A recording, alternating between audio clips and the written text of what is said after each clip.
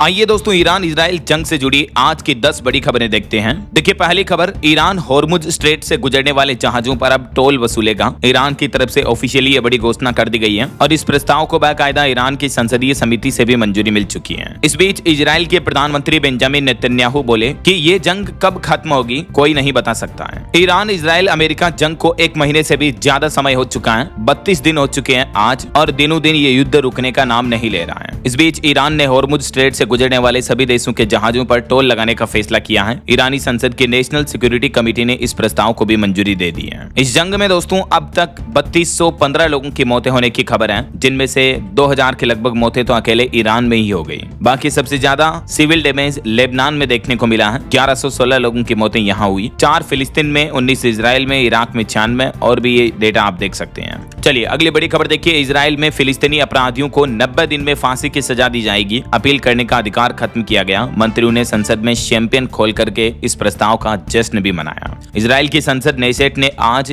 फिलिस्तीनी अधिकारियों को सजा देने वाला बिल पास कर दिया है। वहीं एक बड़ी चौंकाने वाली अमेरिकी रिपोर्ट में खुलासा सामने आ रहा कि पाकिस्तान में अब भी 15 बड़े आतंकी संगठन एक्टिव हैं और ये संगठन ज्यादातर भारत के खिलाफ काम कर रहे हैं, और ये रिपोर्ट जारी की गई अमेरिका द्वारा। देखिए मतलब पाकिस्तान किस तरह से आतंकियों को पनाह दे रहा है। 15 बड़े आतंकवादी संगठन, बड़े टेररिज्म नेटवर्क एक्टिव हैं। इनमें से कई आतंकी संगठन भारत को निशाना बनाने के लिए काम कर रहे हैं, जैसे लश्कर-ए-तैयबा, जैश-ए-मोहम्मद और हिजबुल मुजाहिदीन जैसे संगठनों का ध्यान खास तौर पर भारत और जम्मू कश्मीर पर है। ये 15 संगठनों की लिस्ट भी जारी की है अमेरिकी रिपोर्ट्स में। अमेरिका की कांग्रेस की रिसर्च सर्विस CRS की ये रिपोर्ट सामने आ रही है। अच्छा, वहीं महंगाई पर बड़ी खबर आ रही दोस्तों कि कल से महंगे हो जाएंगे हमारे देश में भी ब्रेड, बिस्किट, जूते, चप्पल, रोजमर्रा की कई सारी चीजों में 25% तक की बढ़ोतरी की संभावना है। 30 रुपए का जो ब्रेड का पैकेट आता है वो अब आपको अप्रैल से ही 35 रुपए में मिलेगा। वजह क्या? जो अमेरिका, ईरान, इजराइल इन देशों के बीच जो जंग चल रही है, इस युद्ध का असर अब आम आदमी की जेब पर पड़ने लगा, क्योंकि कच्चे तेल की कीमत बढ़ने की वजह से कई सारे पेट्रोकेमिकल से जुड़े बाय प्रोडक्ट्स महंगे हुए हैं। सप्लाई चेन बाधित हो रही है, इस वजह से रॉ मटेरियल की कमी है। तो 1 अप्रैल से ही दैनिक इस्तेमाल की कई चीजों के दाम बढ़ जाएंगे।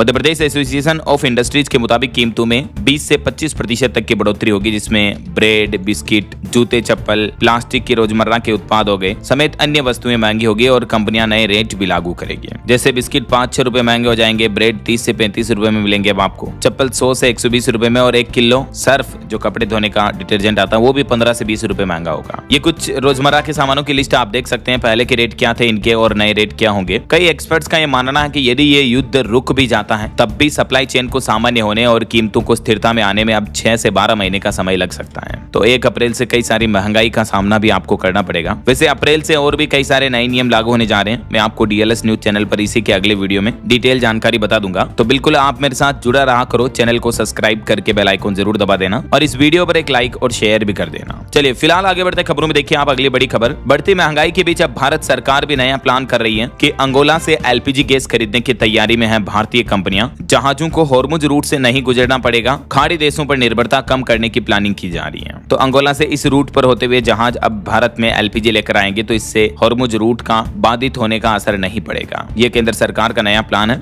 हाल ही में आपको बताऊंगा प्रधानमंत्री नरेंद्र मोदी ने सऊदी क्राउन प्रिंस से भी बातचीत की थी। इस दरमियान उन्होंने होर्मुज स्ट्रेट और व्यापार पर भी चर्चा की, और इस बीच महंगाई पर एक और असर देखने को मिल रहा है। देखिए आप 10 से 15% उद्योगों में अब एक शिफ्ट में ही काम हो रहा है, यानी युद्ध से महंगाई बढ़ रही है और महंगाई बढ़ने से प्रोडक्शन पर भी असर पड़ रहा है, क्योंकि कच्चा माल एक तो कम आ रहा है, इस वजह से पूरा प्रोडक्शन नहीं हो पा रहा। दूसरा, जब सप्लाई चेन बाधित है, एक्सपोर्ट नहीं हो पा रहा, कंज्यूमर्स बढ़ती महंगाई के बीच कम चीजें खरीद रहे हैं, तो इस वजह से ऑल ओवर होता है कि फैक्ट्री में प्रोडक्शन के लिए जरूरत ही नहीं है। तो जहां 2-2 शिफ्ट, 3-3 शिफ्ट लगती है, वहां एक शिफ्ट में ही काम हो रहा है। तो इसका सीधा असर बेरोजगारी के रूप में भी देखने को मिल रहा है युद्ध के हालातों का। ऐसा चलिए अगली खबर देखिए, एक रिपोर्ट सामने आ रही है कि अमेरिका की ईरान में घुसकर यूरेनियम जब्त करने की भी तैयारी है। डोनाल्ड ट्रंप 10,000 एक्स्ट्रा सैनिक भेज रहे हैं। अगले महीने अप्रैल तक जंग खत्म करना ट्रंप का मकसद है। अमेरिका नहीं चाहता कि ईरान अपने परमाणु कार्यक्रम को आगे बढ़ाए। यही वजह है कि अब अमेरिकी राष्ट्रपति डोनाल्ड ट्रंप प्लान कर रहे हैं कि ग्राउंड लेवल पर सैनिकों को भेजा जाए, जमीनी स्तर पर, क्योंकि इतने दिन युद्ध हो रहा था, हवाई हमले हो रहे थे मिसाइल रॉकेट से, लेकिन अब सेना से सेना लड़ेगी। तो जमीन पर 10,000 से भी ज्यादा सैनिक अमेरिका ने भेजने का प्लान किया ईरान की धरती पर। ऐसा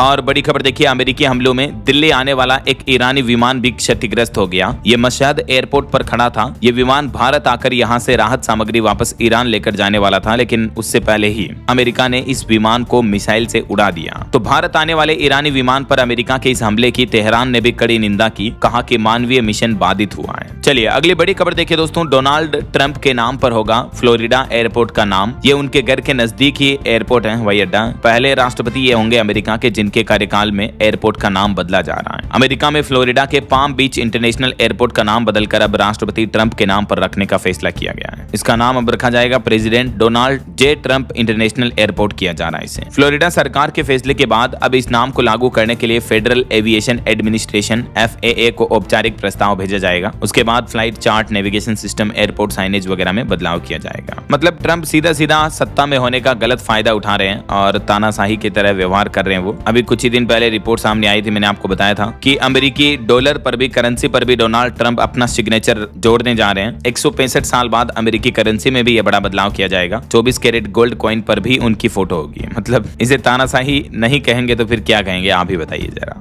चलिए अगली खबर देखिए, कुवैत के भी तेल टैंकर पर हमला हुआ। ईरान का MQ-9 ड्रोन गिराने का भी दावा किया जा रहा है। और पश्चिम एशिया में तनाव के बीच इराक में एक अमेरिकन यूनिवर्सिटी पर भी आज हमला देखने को मिला। तेल और ऊर्जा के बाद शिक्षा संस्थान जंग का नया मोर्चा बन रहे हैं। अभी एक दिन पहले तो ईरान ने चेतावनी भी दी थी कि हम अमेरिका की यूनिवर्सिटी वगैरह पर हमला करेंगे, और अब हमले की खबरें सामने आने भी लगी है। तो इन हमलों में ज्यादा से ज्यादा स्टूडेंट्स को नुकसान होगा, जाहिर सी बात है। वहीं खबर है ईरान में कार्रवाई देखिए, पीएम नेतन्याहू का दावा, IDF ने आधे से अधिक लक्ष्य हासिल किए। अब क्या यूरेनियम भंडार पर कब्जा कर पाएगा अमेरिका या इजराइल, ये तो वक्त ही बताएगा। इधर डोनाल्ड ट्रंप प्लान कर रहे हैं ईरानी तेल पर नजर या जंग की तैयारी। खर्ग द्वीप पर कब्जे के संकेत दिए हैं डोनाल्ड ट्रंप ने। ट्रंप के बयान से पश्चिम एशिया में पूरे कई देशों में अनिश्चितता का माहौल है। तो ये दोस्तों आज की ईरान इजराइल जंग से जुड़ी 10 बड़ी खबरें रही। उम्मीद आपको जरूर जानने मिली होगी। बिल्कुल रोजाना की ताजा बड़ी खबरें, मुख्य समाचार, अपडेट्स देखते रहने के लिए जुड़े रहेगा आप मेरे साथ। DLS न्यूज चैनल को सब्सक्राइब करके बेल आइकन जरूर दबा देना और इस वीडियो पर एक लाइक और शेयर भी कर देना। जय हिंद, जय भारत, वंदे मातरम।